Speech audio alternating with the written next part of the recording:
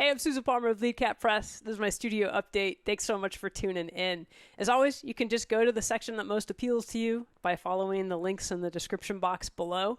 I've also got information on my 4-week classes that are rolling. That's why I haven't been posting these as often, because those are taking up a lot of time and they're a lot of fun. The other thing that's happening is that the weather is nice and I like to get outside. And one of the things that I like to do outside is play music. So with the nice weather, I'm gearing up to play some shows at a wonderful brunch place in Hollowell, Maine called Maine Local.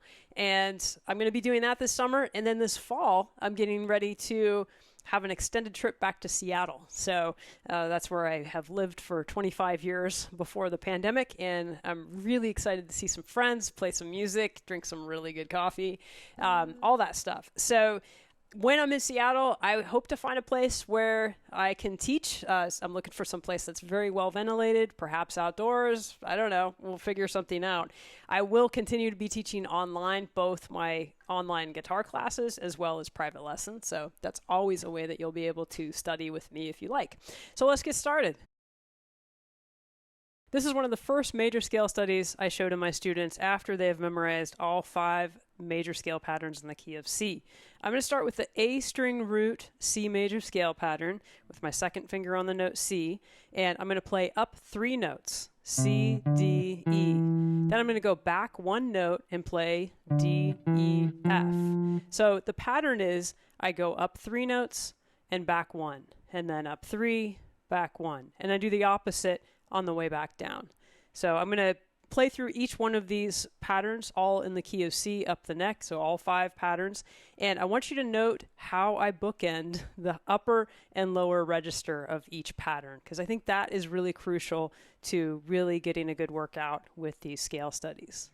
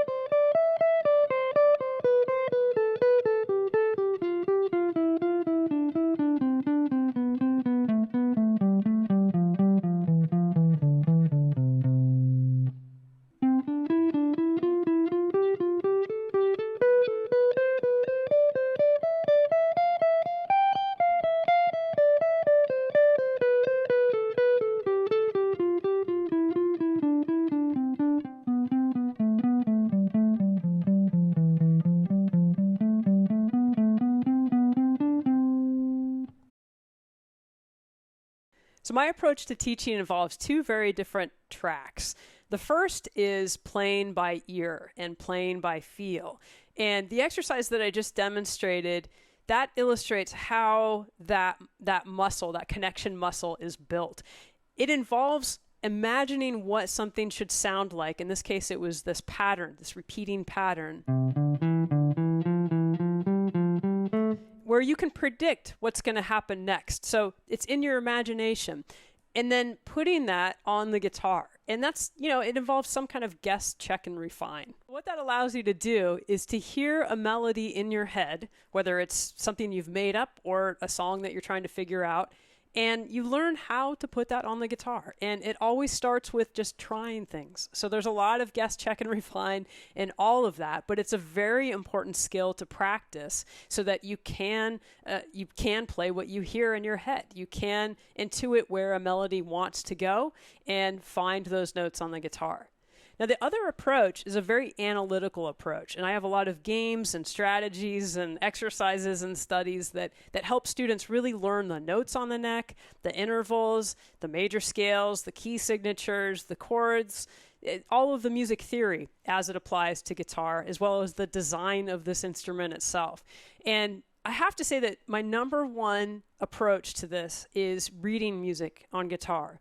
So by practicing your notes on the guitar through reading studies, you actually get to know the neck really well. Now, those 5 patterns that we went over in the previous example, that technique study, those are the same basic patterns that I use in my book, The Guitar Lesson Companion Volume 1, to help students learn how to read up the neck. So we learn how to read with an A string root right here. We learn to read in a G string root right here. So this pattern, E string root, there's a D string root, and a C shape or a B string root up here. So by learning how to read, which involves very slow, careful practice exercises that are very progressively laid out in the book, along with backing tracks that sound pretty good when you're practicing them, they're very, one thing leads to the next. You can follow it, and your teacher would be able to apply whatever position you're at to actual music, so you can kind of test it out and see how well you know it. So by learning how to read music on guitar, I find that students really learn the guitar neck really well. And for a lot of guitarists who really want to know everything about the instrument and become very good guitar players, that's an important skill to have. So along with teaching private lessons, each month I offer a couple different 4-week guitar classes, and you can learn about that. I'll put the description below. But this little section here is for one of my group classes for this month, and we're going to be covering Triad embellishments. So the assignment for this week was to learn the C triads and the F triads, and using page 147 in the Guitar Lesson Companion Volume 1. And what I want to go over are just the embellishments for those. So a triad is made up of the 1, the 3, and the 5 of a major scale. And we're doing major triads right now. And the embellished notes that you can use quite easily are going to be the 2, the 4, and the 6. So what that means is if I'm playing this C triad down here, and I think of this C triad as being part of this C chord. So I really think that that's a helpful visualization for this chord shape here.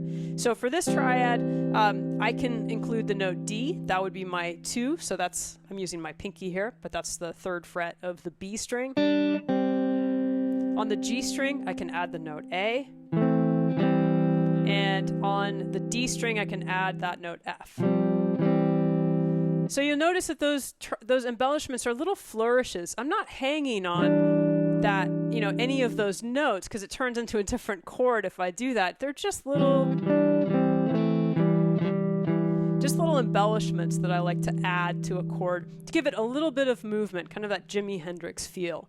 So if I play the C chord up here, this is 5th fret, so I've got G, C, and E, so I can add the F, that's the 4 on the B string. I can add the D, that's the 2 on the G string, and I can add the A on the D string. So it's like I'm replacing one of the triad notes briefly with kind of a suspended sound, just a slightly different note choice there that sounds really cool. The last one, or second to last one, is going to be the D string root. So I've got C, E, and G. And I'm going to add the note A with my pinky on the B string.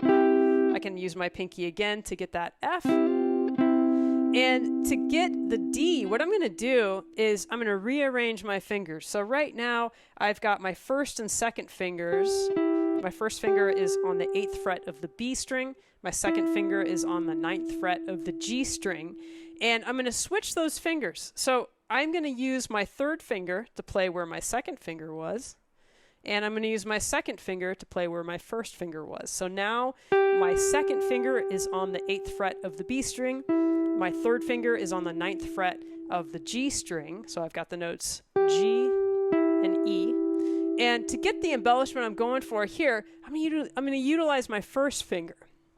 So I'm going to put that on the 7th fret of the G string, and then I'm going to hammer on with my third finger on the G string to get this, which is a really cool sound. So here, this is my embellished note, that D. It's down here, and I'm hammering into the chord tone, the third of that chord. So for this formation here, the embellishments I've got, and you can use your pinky on that root note if you'd like. The last one is just a repeat of the first one. It's just a little, I'm using my pinky to get at all of those embellishments. So I've got the D here on the B string, A on the G string, and F on the D string there. A lot of times when you're in a rut or you feel like all of your solos sound the same, it helps just to break things down to a very basic level. And I think one of the most basic and fundamental levels of playing music is rhythm. And if you focus a little while on rhythm, you most likely will start to come up with a different way of phrasing.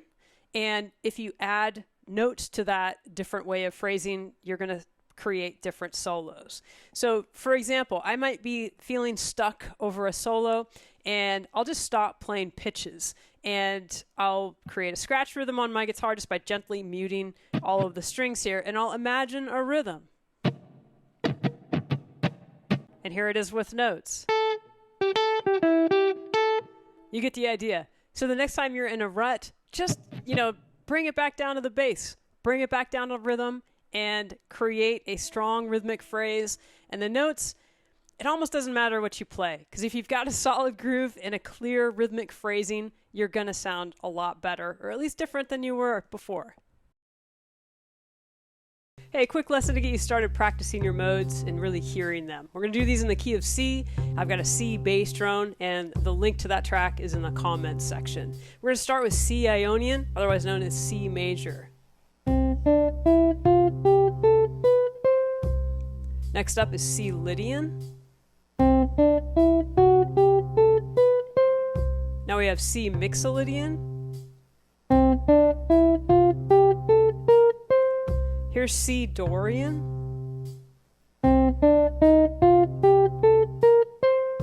Next up I have C Aeolian, or C natural minor. Here is C Phrygian. And finally we have C Locrian. So practice these on one string just to get them in your ear and take them around the neck.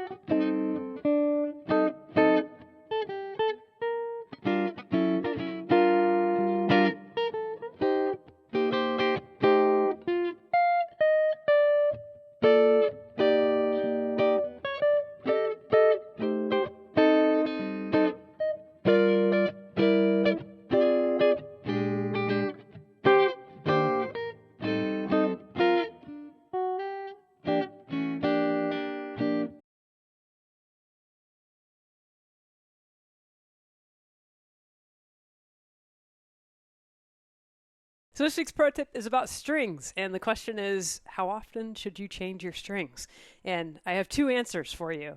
I think you should change your strings when they need to be changed. So indicators of that would be, if you notice some like black gunk on them, that's usually an indication. Or if the coils have unraveled on the lower strings, or if they're not sounding like you want them to sound. So those are all indications that you should change your strings. The other answer I have is you should change your strings whenever you feel like it. I think strings are great to change out from time to time. Try different brands. I have flat wounds on this guitar, which I really like, but sometimes I like just the regular coil strings. And sometimes I'll try a heavy gauge, sometimes a light gauge, sometimes a medium gauge. Like, strings are a cheap way to change the sound and the feel of your guitar. A lot less expensive than buying a new guitar. That all being said, I often recommend to my students that they change their strings seasonally, at least seasonally. So once every 3 or 4 months. And I honestly have a few different guitars that I play. So each guitar might get changed once or twice a year, just because I kind of try to change them up by not playing them so often. Now, depending on, your pH balance of your finger sweat, you might want to change them more often than other people. But it's really, you can change them whenever you feel like it. It's kind of a fun activity.